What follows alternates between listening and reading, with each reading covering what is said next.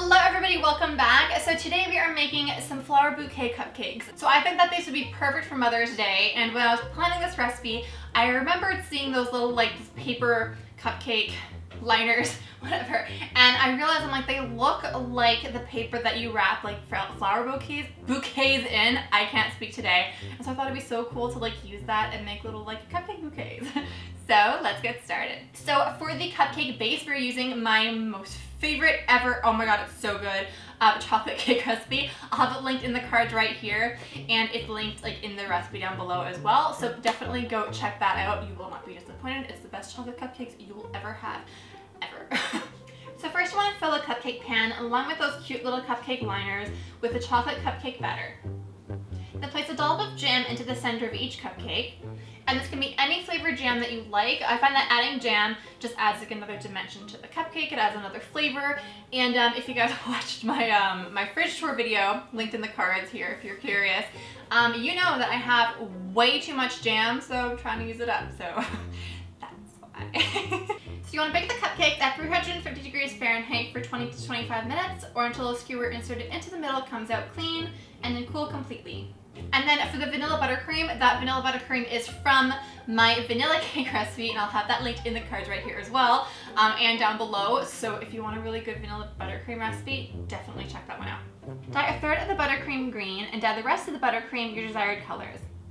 Place the green buttercream in a piping bag fitted with a leaf piping tip, and the other colors into piping bags fitted with Russian flower piping tips.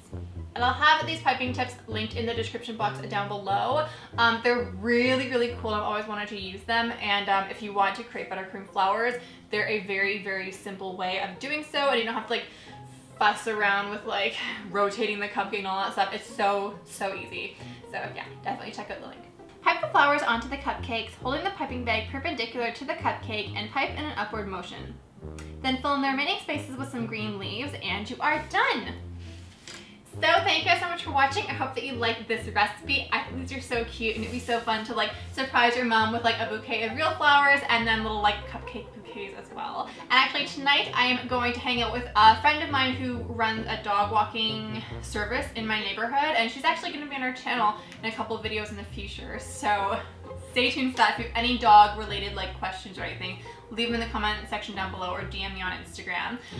But we are making Snuffle Mats tonight, which are little mats with a bunch of different felt in them, and you have to you put a treat in within all the little bits of fabric, and your dog has to sniff and find the treat. So we're gonna be making those today, and then later on I'm gonna be actually making them on my channel, so I'll show you guys how to make them. It's a really good enrichment toy for dogs, and it helps helps them use their sense of smell more, because as house dogs, they don't necessarily need to because everything's given to them. So it'll it taps into their little instincts a little bit more.